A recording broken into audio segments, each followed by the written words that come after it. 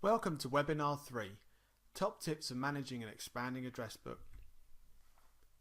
As with any professional service organisation, contacts and the relationships with those contacts are the key to generating new business. The main issues with managing those contacts and relationships are usually around centralising and sharing, keeping the information up to date, minimising duplicate data, and then making the most out of the captured information.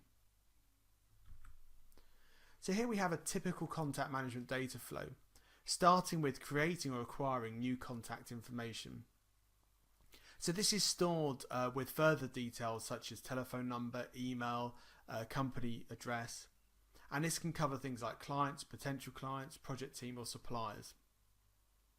So this information then provides the central store where further details then attach to those contacts and then are used for various parts of the business. So starting with business development, the information that's been stored already can then be used to help segment certain potential clients that a business wants to target. So you may do this by sector or some other information. Campaigns can be generated, for example, for Christmas card lists or your new brochure that's been sent out. And then further details can be stored as part of those campaigns. So maybe email conversations that have been had or just general conversations or tasks can be associated to those contacts. So once we move on to the potential project or the confirmed project stage, that information can be sucked in and used for project team and for client details. And then the final step is really the experience of working with these individuals can be fed back in again, back into the central store. And this whole collection of information could then be used to sort of help build as much knowledge about your client base and your potential clients, which can then be fed back into business development and the whole cycle started again. Now again, this is obviously for an ideal situation or ideal picture, and most companies don't quite achieve this for various reasons, which we'll look at now. So what are some of the common issues? So if a central system exists at all, then that centralized information contains inaccurate and duplicate data. So although there may be a centralized system, the data's got left and is out of date, and there may be, with multiple individuals adding this information, a lot of duplicate data there.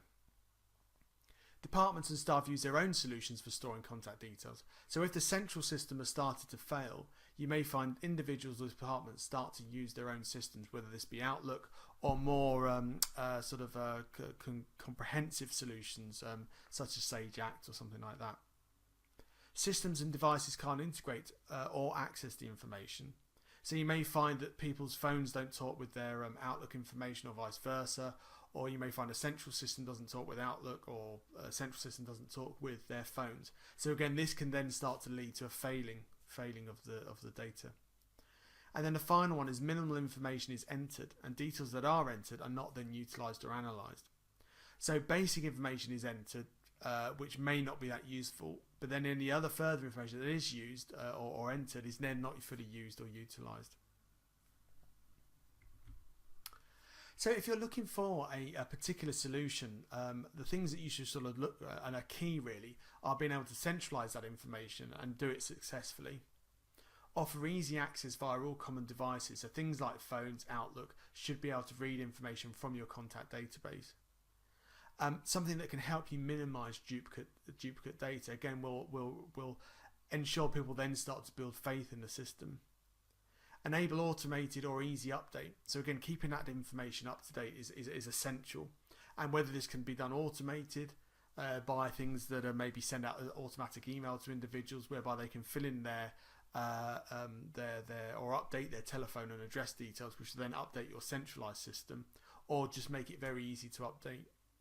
Offer flexible searching so that you can analyze and make sure you can get the information out of the system that you want to get out for doing your campaigns or sending out new brochures or Christmas card lists or any other those sort of business functions. Provide tools to analyze and extract the information. And then finally, allow primary, secondary and tertiary data to be stored. And what I mean by this is we've categorized three types of information. So primary is things like name, company, telephone number, email. So sort of the basics of any contact database. Secondary is information required for business development. So notes, maybe source sector, the campaign groups, or some method for segmenting that data, so things like sector. And then the third thing, or the tertiary items, are projects worked on with and experience.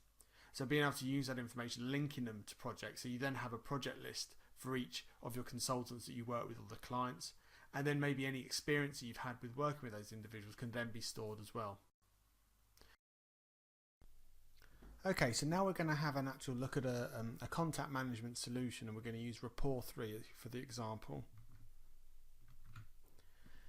So we're now in Rapport 3 and we're at the home page. So the first thing I'm going to do is click on the Contacts tab, which will take me through to the Contacts module.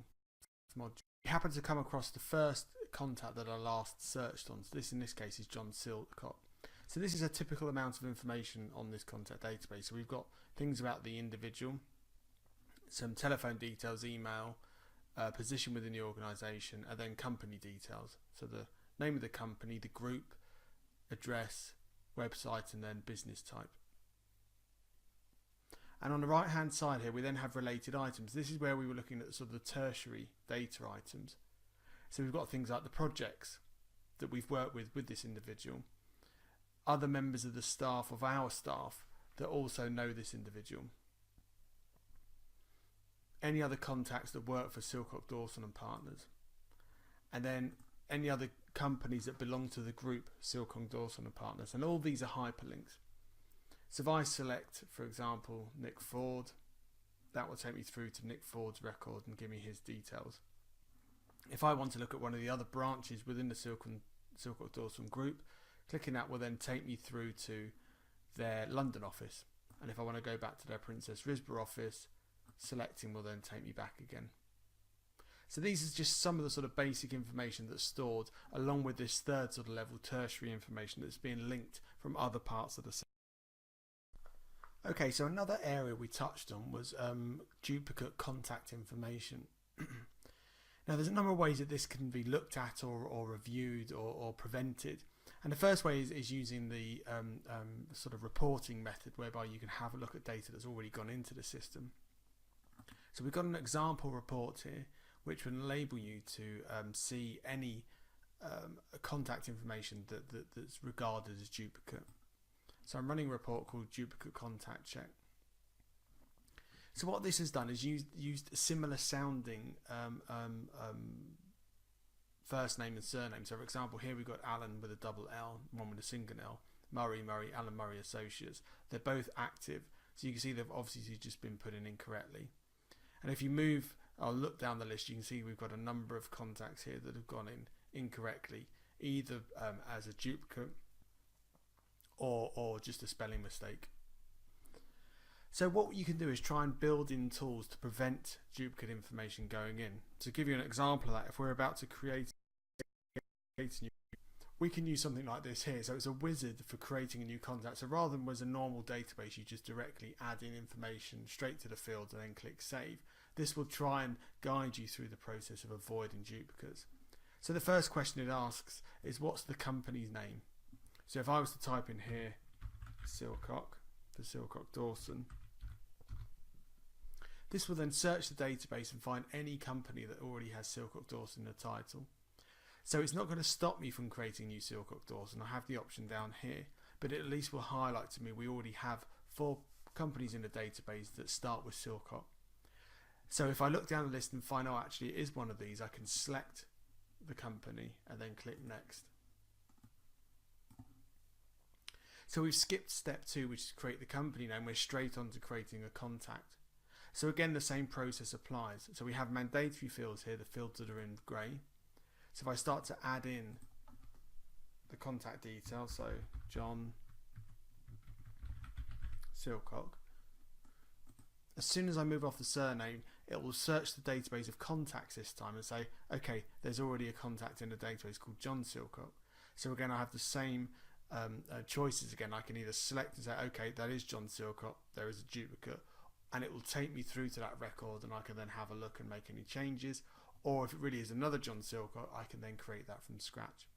So the real idea or real purpose is to try and prevent duplicate information in the first place.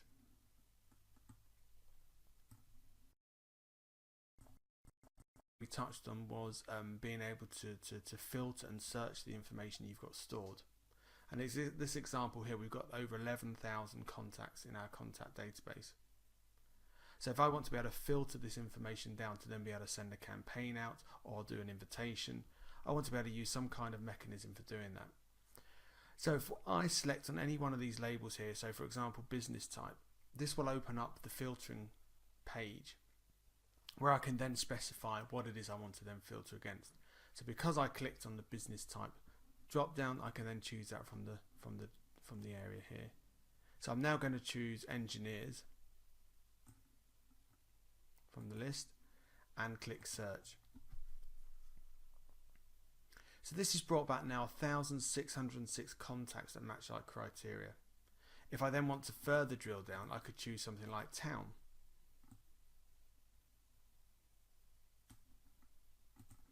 And then type in, and again click search. So we're now looking for engineers with the town equal to London.